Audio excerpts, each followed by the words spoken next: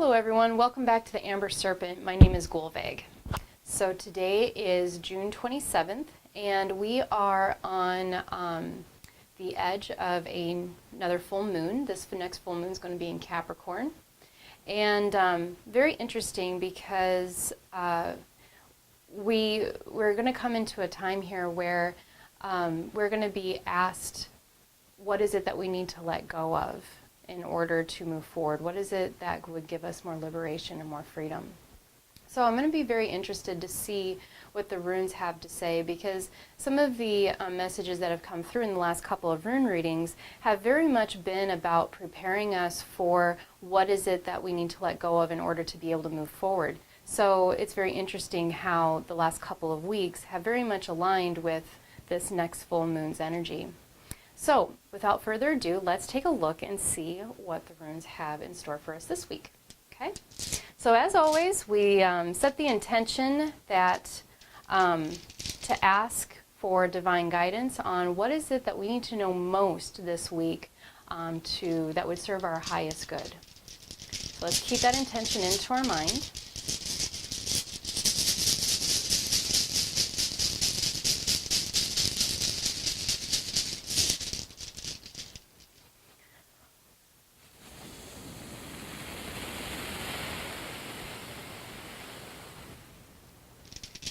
I always blow the intention into the runes, infusing them with prana, chi.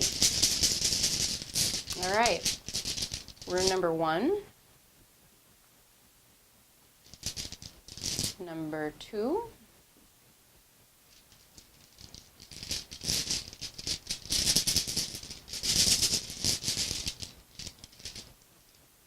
number 3. Okay, so number 1 we have Ingwas. This is a masculine rune. It is the rune of masculinity. It's the seed. It is commonly used as a container or a capsule for intention. Very interesting. We'll get to that in a second. And then we also have Gibo. Gibo is the rune of mutual exchange. Interesting enough, it's also where we get X's and O's for kisses and hugs. That is Gibo, mutual exchange, and what I call it's the functional relationship rune. And then we have Yera, which is karma. It's the harvest rune. It's cause and effect, and it's also the balancing of opposites, of very similar to the energy of like yin and yang. All right, so now keep in mind that if there is a particular rune or runes that light up for you the most, that seem to be more important for you in particular, then honor that and just file that away in the back of your mind, because that part of the reading may be a part of the reading that's really highlighted for you. So as far as like all of this together, what I'm seeing here is that for us to move forward, and what it is that we need to know most about this particular week is very much a balancing act, and it's going to take action on our part. So masculine energy is it's the Shiva, it's the divine principle, it's the celestial principle. So what is it that we are wanting to encapsulate for ourselves? What is it that we want to plant? What kind of seeds are we planting right now? And that is it's really important for us right now to make a conscious decision on what those seeds are. Because no matter what, we're going to be planting seeds no matter what. We can either plant seeds unconsciously and just kind of hope that we don't have a garden of weeds, or we can make a conscious decision as to what it is that we want to plant so that we have something that is worthwhile come harvest time, Yera. And how we're going to nurture those seeds, how we're going to nurture what it is that we want to plant, is going to be through reaching out and making mutual exchange non-negotiable. You know, like it's a lot of times, especially folks who are givers, folks who are healers, caretakers, many of us do have kind of this like give and give and give, even to the point where our cup is completely empty and we still give some more.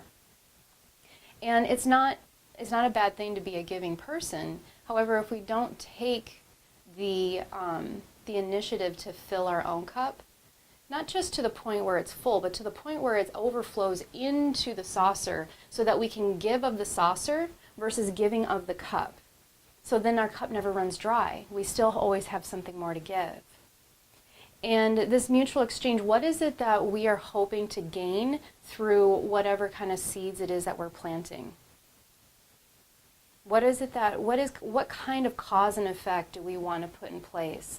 And if we do feel that we either give or maybe take more than our fair share, then how can we plant seeds to create more balance in our life so that we can harvest all the good things, all the good things? Balance is very much here something that's really being very highlighted right now. And that is the other part of Yera. So yes, it is about what we harvest. It's about what we're going to sow once we plant. And also, there is a calling to plant in such a way where come harvest time, come the fall, that we will have a new level of balance in our life, new level of equilibrium. And I'm getting that Yera here is very much about having relationships with not just individuals, but relationships with our jobs, our careers, relationships with our families. So relationships with situations in our life, not just relationships with individuals. That needs to also be a give and take. There needs to be a mutual exchange there, because it's only through mutual exchange that everybody wins. And that's really what this is. This rune reading is all about: is how can we plant seeds so that everybody wins? All right. Well, have a wonderful rest of your week. I look forward to seeing you back here next Wednesday. Until then, have a good one. Thanks. Bye-bye.